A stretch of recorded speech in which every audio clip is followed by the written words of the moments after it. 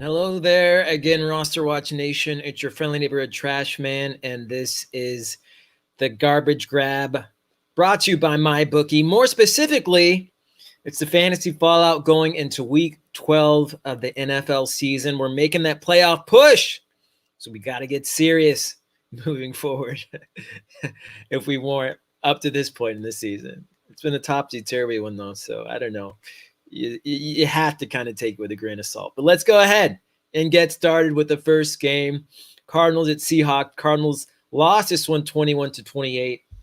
Chase Edmonds seems to be the more explosive back in Arizona, but Kenyon Drake resumed his role as bell cow upon returning from an ankle injury in Week 11. Drake outtouched Edmonds 15-9, but Edmonds stays involved enough in the passing game to warrant deep league flex status. Larry Fitzgerald led all Cardinals in targets, catching 8 balls for 62 yards. The fact that this matched his season high in yardage tells you everything you need to know about Fitz's upside in this offense. He's a bye-week PPR streamer at best. On the other side of the ball, Carlos Hyde came back from injury and started over DJ Dallas on Thursday, logging 16 touches for 79 yards and a touchdown. Dallas even got out-touched by Bo Scarborough. 6-3, former Cowboy. Dallas can be dropped, and Hyde may not even be worth starting if Chris Carson returns this week, as a lot of people think he will.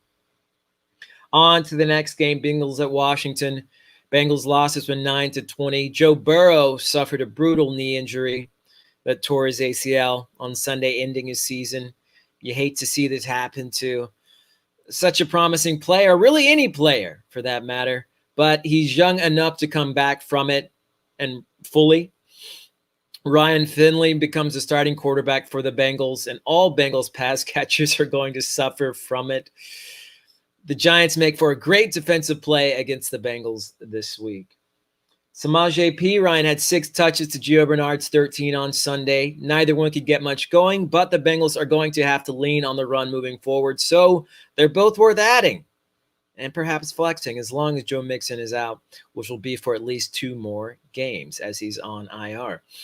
On the other side of the ball, Washington managed to pull out the win, but the offense was pretty lackluster in the process outside of Antonio Gibson, Terry McLaurin, and J.D. McKissick to a lesser extent.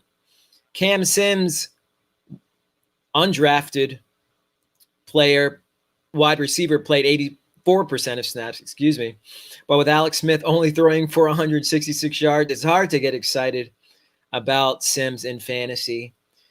Any of the Sims in Washington. It's hard to imagine Washington sustaining more than 3 players in fantasy, and right now those 3 players are Gibson, McLaurin, and McKissick.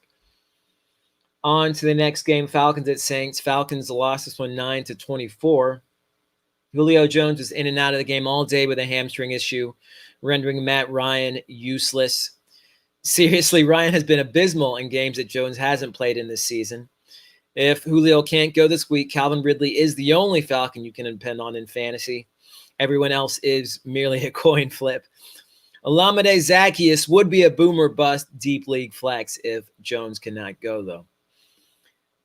On the other side of the ball, Taysom Hill started over Jameis Winston and got the win, so it looks like he'll be under center for the Saints until Drew Brees returns. Only Michael Thomas was viable in the passing game under Hill, but both Latavius Murray and Alvin Kamara saw double-digit touches. Kamara has been dealing with a foot injury, so maybe Murray will continue to get significant usage in Week 12. He's worth flexing if Kamara misses time this week. Hill is also worth streaming due to his running ability. Scored 2 touchdowns on the ground in Week 11. On to the next game, Steelers at Jaguars. Steelers won this one 27-3. Benny Snell had 7 carries, including a touchdown to James Conner's 13 on Sunday, but the Steelers already had the game well in hand when Snell saw most of the action. Pittsburgh is embracing the pass these days, so it's going to be difficult to start any Steeler running back other than Conner right now. Juju Smith-Schuster injured his foot at some point and left the game not to return. Apparently the injury isn't serious, as he could have returned had it been a closer game. Make sure Juju practices this week before putting him in lineups, though. On the other side of the ball, Jake Luton has been exposed as a subpar quarterback by this point, and all Jaguar receivers are downgraded until Gardner Minshew returns, which could be this week. DJ Shark is the only Jaguar pass catcher worth gambling on this week if Gardner continues to sit, and that's just because of his significant target share, both of them actually. On to the next game, Patriots at the Texans. Patriots lost this one 20-27. Rex Burkhead left the game with what many assume was an ACL injury on Sunday, bringing life to James White, who ended up with 11 touches and 83 yards. White is available in 60% of leagues and should be added, but it also looks like Sony Michel will return to action in Week 12, which could complicate things. All three could be useful considering how much the Patriots run, but their floors could be frighteningly low. Damiere Byrd had a career day against the Texans, posting 132 yards and a touchdown on 7 targets. It's probably an aberration, but considering Byrd will go up against his former Cardinals team this week, he could be an interesting deep league flex in daily play in what is a revenge narrative. On the other side of the ball, Duke Johnson has been pretty useless as a starting back with David Johnson sidelined, considering that Deshaun Watson is basically the goal line back for the Texans. That being said, Duke will be the starter against the Lions on Thanksgiving, where you're hoping he can break something off in the receiving game.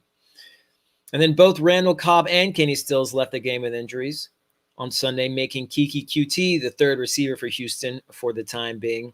QT was able to score on Sunday, and he could be in line for considerable work on Thanksgiving should neither Cobbs nor Stills be able to go. On to the next game, Eagles at Browns. Eagles lost this one 17-22. Dallas Goedert led the Eagles in receiving with 5 receptions, 77 yards, and a touchdown on Sunday. Zach Ertz could return as soon as this week, but Goddard should stay involved enough to warrant a start in most formats. Travis Fulgham was first in targets with 7, but didn't do much with him, only 8 yards, 1 reception. Jalen Reagor was third in targets with 5, and he posted 52 yards on the day. Both players are flex-worthy against Seattle's league or secondary this week, but Reagor has the higher upside and is the player that I would roll with. On the other side of the ball, even in a win, the Browns passing game was anemic, with Kaderil Hodge leading the team in receiving with 73 yards, 42 of which came on 1 play. All Browns pass catchers will be hit or miss on the weekly and are best left on benches at this point in the season. They're probably not going to win you any fantasy weeks. It's fall, if you couldn't tell. I can't really tell here in Texas. My bookie, that can only mean one thing. It's winning season. Winning season means doubling your first deposit. Winning season means free bets, super contests, survivor, and more. At my bookie, winning season is all about your chance to win big. Bet NFL, UFC, and then some. The craziest sports fall of your lifetime is here. It's simple. Make your picks, win big, and collect your cash. Invest in your intuition. Select from hundreds of future bets, or you can bet games in real time with MyBookie's live betting. Put that big brain of yours to good use. Use promo code ROSTER and double your first deposit. New players get up to $1,000 in free play, designed to add more excitement to the sports you love and games you bet. Thousands of cross-sport wagers, props, and parlays await. Sign up now to bet with the best and celebrate your victory. Your winning season begins today, only at MyBookie. On to the next game, Lions at Panthers. Lions got skunked 0-20. There was nothing of use to take away from this for the Lions, aside from Matt Stafford not suffering a setback to his injured hand. Throwing hand, mind you. Hopefully DeAndre Swift and Kenny Golladay make it back in time for Thanksgiving. The Lions play the Texans, so they should be able to have a better showing than they did in Week 11. On the other side of the ball, P.J. Walker, former XFL quarterback, had a mixed day in his first NFL start, winning the game but throwing 2 interceptions in the end zone. Walker was arguably the XFL's best player before their season ended due to COVID-19, and he showed glimpses why on Sunday, keeping plays alive outside of the pocket. Teddy Bridgewater was close to playing, so I'm not banking on Walker making another start, but he could be worth streaming against Minnesota's second worst secondary this week if Teddy cannot go. Rodney Smith had 8 carries to Mike Davis's 19 on Sunday and actually averaged more yards per carry, 3.6.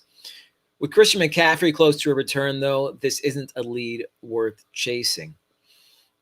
Curtis Samuel has either scored or gone over 100 yards in 4 of his last 5 games. At only 50% ownership, he could help a lot of teams make a playoff push. So pick him up. On to the next game, Titans at Ravens. Titans won this one 30-24. Corey Davis's floor is rock bottom, but he's doing too much to be rostered in only one half of leagues right now. He's had 100-plus yards and or a touchdown in 3 of his last 5 games. He has a rough matchup against Indy this week, but he was serviceable against them. 2 weeks ago, he had 5 receptions, 67 yards in that one. Tight end Anthony Fersker is not going away, to the chagrin of Jonnu Smith's owners. He had 5 targets to Jonnu Smith's 6 on Sunday, and Smith only salvaged his day with a touchdown. He's going to be touchdown dependent as long as Ferkser is getting this kind of action. On the other side of the ball, J.K. Dobbins unexpectedly led the Ravens' backfield on Sunday, getting 63% of snaps and touching the ball 17 times for 70 yards and a touchdown. Mark Ingram only logged 2 carries for 2 yards on the day. This could be a move to see if the rookie can carry the load on his own. Either way, Dobbins' arrow is pointing up, and Ingram can probably be dropped in most formats, as his low upside just isn't worth the headache of deciding whether you want to play him on a weekly basis or not. And then Willie Snead and Dez Bryant had 7 and 5 targets respectively, but Mark Andrews is the only Ravens pass catcher worth starting these days. Lamar Jackson is struggling way too much in the passing game right now to start anybody else reliably, including Marquise Brown, especially Marquise Brown, as he's a big play receiver and they are not throwing deep. On to the next game, Jets at Chargers. Jets lost this one 28-34. Despite implying that LaMichael Pirine to be the lead back coming out of the bye, the Jets rolled with Frank Gore as their primary ball carrier in Week 11. Gore had his best game of the season with 61 yards and a touchdown, but Pirine had a decent day as well. The player offers much upside unless the other one gets hurt. Though Brashad Perriman had the best day through the air for the Jets, 54 yards and a touchdown, Denzel Mims led the Jets in yards and targets. He had 71 yards and on those 8 targets. It may not pay off this year, but Mims is definitely worth stashing in Dynasty and Keeper Leagues as a future game breaker. On the other side of the ball, with Justin Jackson out at least one more game and no word regarding Austin Eckler in weeks, many weeks, Kalen Ballage looks primed to make another start for the Chargers in Week 12 after touching the ball 23 times for 2 weeks in a row. Joshua Kelly can be dropped outside of Dynasty formats. On to the next game, Dolphins at Broncos. Dolphins lost this one 13-20. Tua Tagovailoa was benched in the 4th quarter for Ryan Fitzpatrick, but the rookie will maintain his starting role in Week 12 against the Jets, so there is not a quarterback controversy here.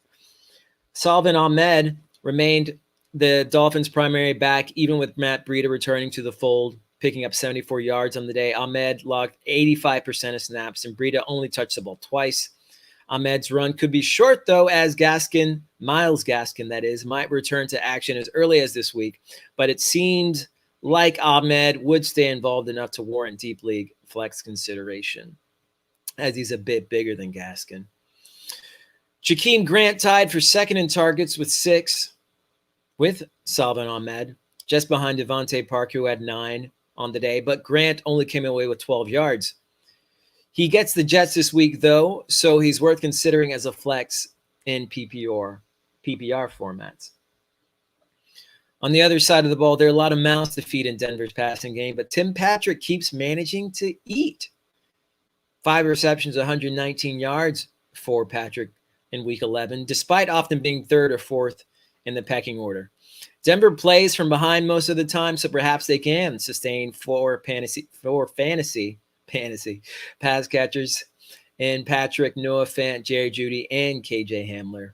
They all seem to be staying involved enough in this come-from-behind offense. On to the next game, Cowboys at Vikings. Cowboys won 31-28. The Cowboys managed to look like a functioning NFL offense on Sunday, but keep in mind they were playing the league's second-worst secondary in the Vikings, so don't get too excited.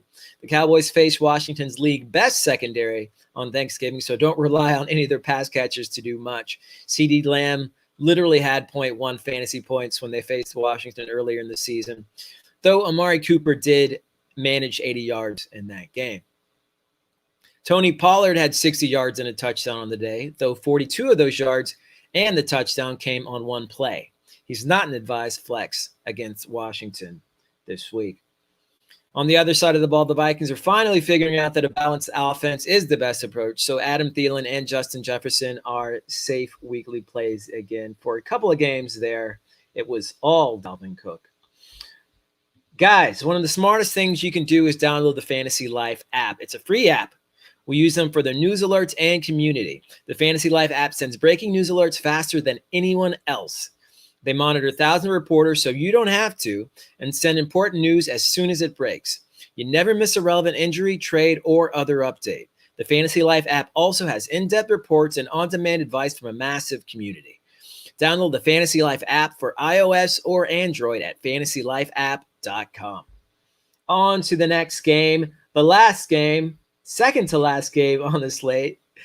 The Packers at the Colts. Packers lost this one 31-34. Robert Tonyan caught all 5 of his targets for 41 yards and a touchdown on Sunday, his first decent showing in 3 weeks.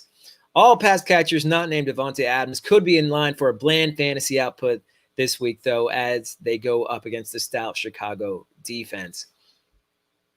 Just a week ago, we thought Jonathan Taylor was dead in the water, only to get 114 yards and 26 touches in a winning effort against Green Bay on Sunday. It was nice to see the Colts stop being so cute and just let Taylor eat.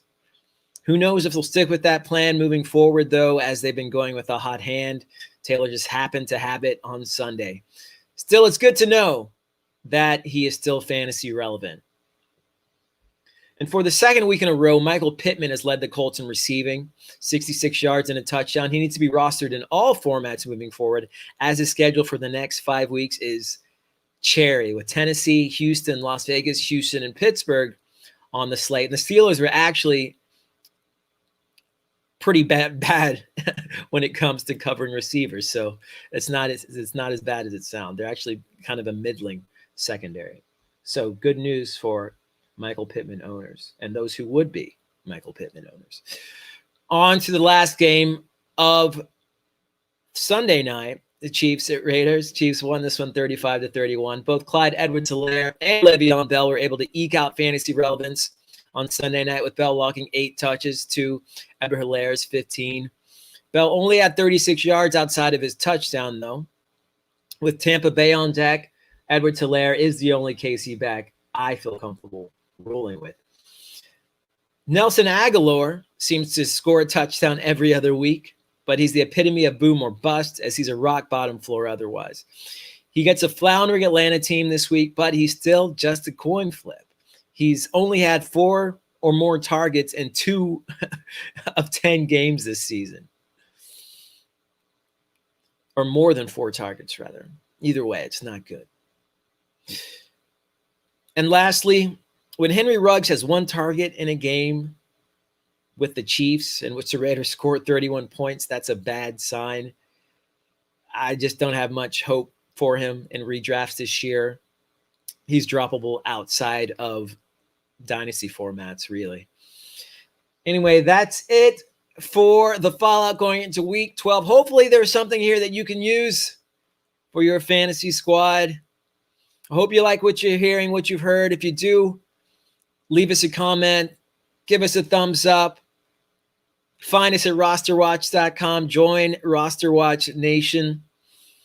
Until then, on behalf of RosterWatch and my bookie, this has been the Trash Man, and be ready.